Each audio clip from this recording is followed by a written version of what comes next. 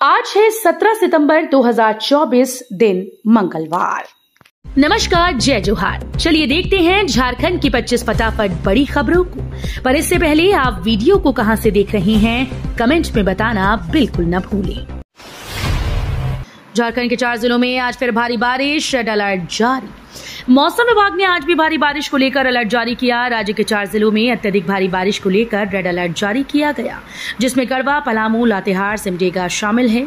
वहीं 5 जिलों चतरा, लोहरदगा, गुमला, खूंटी, पश्चिमी सिंहभूम में ऑरेंज अलर्ट जारी किया गया। साथ ही रांची समेत 7 जिलों रामगढ़, बोकारो, धनबाद, गिरिडीह, हजारीबाग और कोडरमा में येलो अलर्ट जारी किया गया है। राशन कार्डधारियों के लिए खुशखबरी, दुर्गा पूजा से पहले मिलेगी चना दाल और चीनी। राशन कार्डधारियों के लिए खुशखबरी है। दुर्गा पूजा से पहले जन वितरण प्रणाली यानी पीडीएस की दुकानों से लाल, पीला और हरा राशन कार्डधारियों को चना दाल मिलेगी। सरकार की ओर से मुफ्त दाल दी जाएगी। पीडीएस दुकानों में दाल भेज दी गई। पीला कार्डधारियों को चीनी भी दी जाएगी। झारखंड के स्कूल्स में बच्चों के बनेंगे नए आधार कार्ड, अपग्रेड भी होंगे, लगेगा कैंप। झारखंड के सरकारी स्कूल में कैंप लगाकर बच्चों का नया आधार कार्ड बनेगा। वहीं जिन छात्र छात्राओं का आधार कार्ड बना हुआ है उनका अपग्रेड किया जाएगा। 5 साल से कम उम्र के बच्चों का नया आधार रजिस्ट्रेशन होगा। 5 साल से अधिक उम्र के वैसे बच्चे जिनका आधार कार्ड नहीं बना उनका भी नया रजिस्ट्रेशन किया जाएगा। इसके अलावा 5 से 7 वर्ष के और 15 से 17 वर्ष के वैसे बच्चे जिनका आधार कार्ड बन चुका है उनका आधार में अनिवार्य रूप से बायोमेट्रिक अपडेशन किया जाएगा। जीएसएससी सीजीएल परीक्षा 21 और 22 सितंबर को आज से जारी होगा एडमिट कार्ड। जीएसएससी सीजीएल परीक्षा 21 और 22 सितंबर को आयोजित होने जा रही है। जीएसएससी आज को आधिकारिक वेबसाइट पर एडमिट कार्ड जारी करेगा।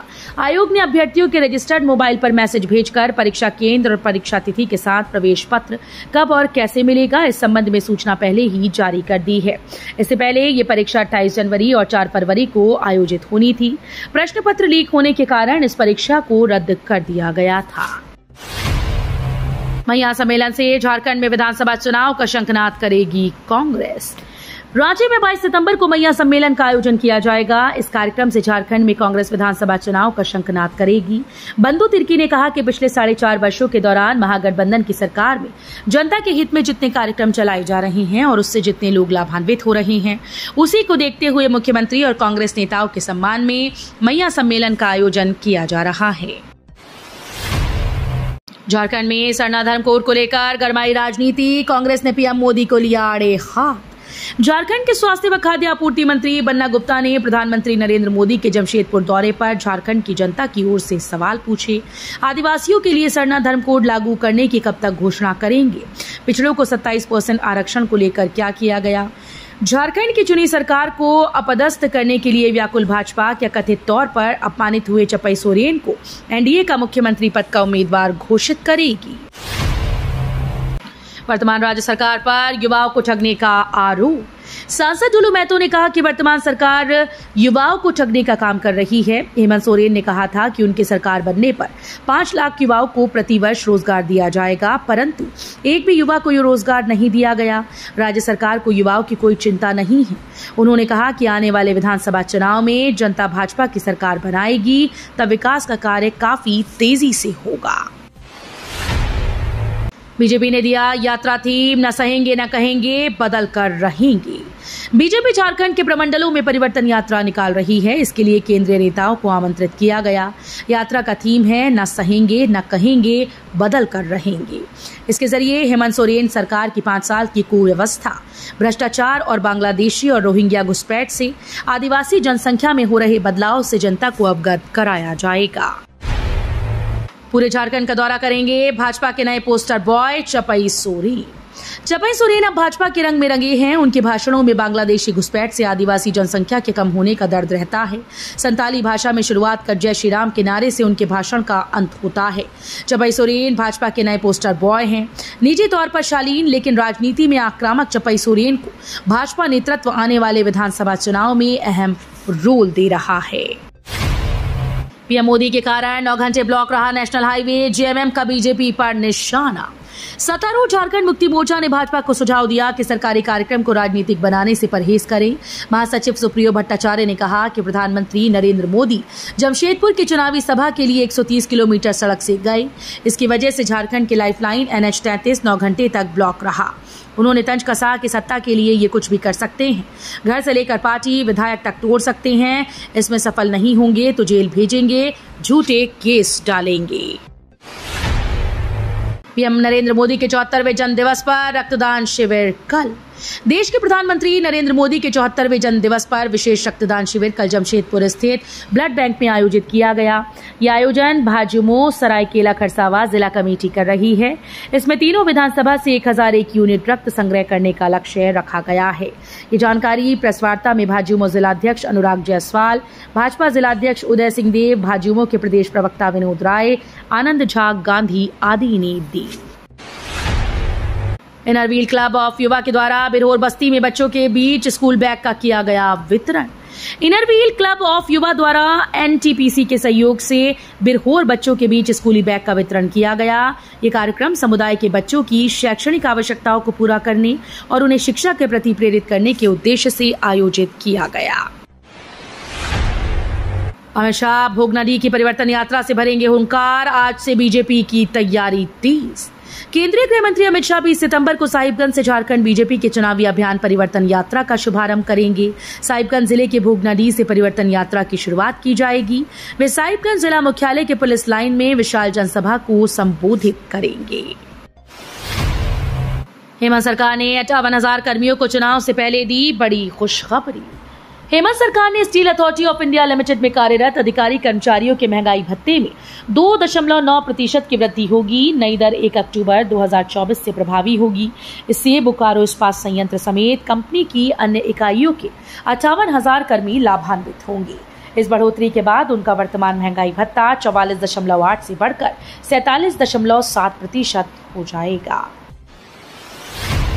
कोलान में लगातार बारिश से स्वर्णरेखा और खरकई नदी का जलस्तर खतरे के निशान के पार।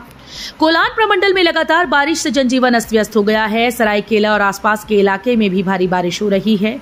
सरायकेला जिले की 2 प्रमुख नदियां खरकई और स्वर्णरेखा उफान पर हैं। दोनों नदियां खतरे के निशान को पार कर गई। लगातार 3 दिन से हो रही बारिश के चलते लोगों का घरों से निकलना मुश्किल हो गया। लगातार बारिश से शहरी क्षेत्र के गैरत चौक संतोषी मंदिर के समीप सरायकेला चाईबासा सड़क पर पानी जम गया है। PLFI सुप्रीमो दिनेश गोप को दूसरे जेल में किया गया शिफ्ट। PLFI सुप्रीमो दिनेश गोप को रांची से पलामू जेल में शिफ्ट किए जाने की खबर है। सोमवार की सुबह कड़ी सुरक्षा व्यवस्था के बीच दिनेश गोप को जेल में शिफ्ट किया गया। सूत्रों के अनुसार रांची जेल में बंद रहकर भी वो कारोबारियों से लेवी मांगने का काम कर रहा था। राज्य के 16 जिलों में 59,249 हेक्टेयर कृषि भूमि हो गई है अम्लीय। झारखंड के 16 जिलों की 59,249 हेक्टेयर कृषि भूमि अम्लीय हो गई। इस हिसाब से 1,46,407 हेक्टेयर कृषि भूमि अम्ल की चपेट में है। इसका खुलासा कृषि विभाग के आंकड़ों से हुआ। आंकड़ों के अनुसार सबसे अधिक रांची और खूंटी को मिलाकर 7,698 हेक्टेयर, पश्चिमी सिंहभूम में 7,182, गुमला में 5,320 हेक्टेयर, गिरिडीह में 4,941 हेक्टेयर, रामगढ़ और हजारीबाग को मिलाकर 5,049 हेक्टेयर और दुमका में 4,410 हेक्टेयर भूमि अम्लीय हो गई है। झारखंड के रिम्स सदर में सर्पदंश के हर दिन 10 केस। बारिश के कारण रिम्स और सदर सहित निजी अस्पतालों में बड़ी संख्या में सर्पदंश के मरीज पहुंच रहे हैं। रिम्स में हर दिन 8 से 10 मरीज सर्पदंश के शिकार होते हैं। सदर अस्पताल में 3 से 5 मरीज हर दिन सामने आ रहे हैं। अस्पतालों में एंटीवेनम देने के बाद मरीजों को घर भेज दिया जा रहा है। 600 से लेकर 16 लाख रुपए तक पीएम के जन्मदिन पर मिले तोहफों की होगी नीलामी। पीएम नरेंद्र मोदी के जन्मदिन के मौके पर सरकार ने पीएम को अलग अलग मौकों पर मिले तोहफों व स्मृति चिन्हों की ई नीलामी करने की योजना बनाई है।